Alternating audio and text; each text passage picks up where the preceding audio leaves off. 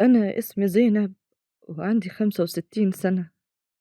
جالي مرض نادر خلاني حاسة إني هموت قريب. وخلال رحلة علاجي اتعرفت على جروب بيعمل رحلات للستات الكبار، بنخرج ونسافر ونطلع سفاري ونبات في معسكرات وكده. وفي يوم رجعت من سفرية لقيت بنتي عندي، قالت لي جوزي اتخانق معايا وبيقول لي أمك ماشية على حل شعرها. شفت اللفظ؟ قلت لها أنا عملت إيه عشان تقولي كده؟ قالت لي ما ينفعش كل شوية تسافري وتباتي بالأيام برا البيت، انت عمرك ما عملتي كده وانت صغيرة، تقومي تعملي ده وانت كبيرة. قلت لها بس أنا محتاجة أكون مع ناس، محتاجة ما بقاش وحيدة. وبعدها مريت بأزمة صحية خلتني ما بخرجش من البيت، ومحدش كان بيراعيني أو يبص عليا. هي وأختها راحوا حجزولي في دار مسنين وقالوا لي هنا هتلاقي ناس شبهك. حاسة إن غلطت لما ضحيت عشانهم، خايفة أدعى عليهم، وخصوصا إني لما تعبت وخفت حد يشاركهم في فلوسي كتبت كل ما أملك باسمهم. أنا برضو هبدأ الرد من الآخر، من الرسالة من الآخر. بتكتبي فلوس باسم بناتك ليه وإنتي عايشة؟ علشان إيه؟ علشان الورث لحد من إخواتك يدخلوا معاكي عشان إنتي جايبة بنات؟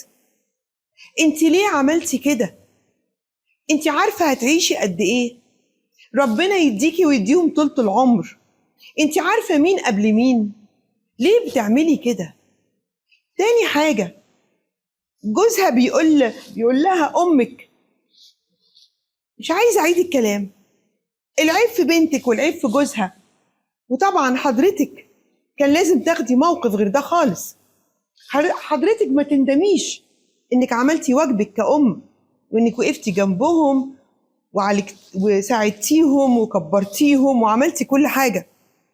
بس ربما كتر الحنان عليهم حسسهم ان هم حياتك كلها، واصبحوا انانيين قوي. انا معرفش دخول حضرتك دار مسنين ده هل هو فرض عليكي ولا مش فرض. انا معلوماتي في الجزء ده مش قوية، لكن لو حضرتك ظروفك المالية ما تسمحش انك تخرجي من دار المسنين وتعيشي زي ما كنتي عايشة، حاولي حضرتك تحبي حياتك وانت في نفس المكان. خليكي مستمرة على علاقة بأصحابك لو كان ده متاح وبيريح حضرتك.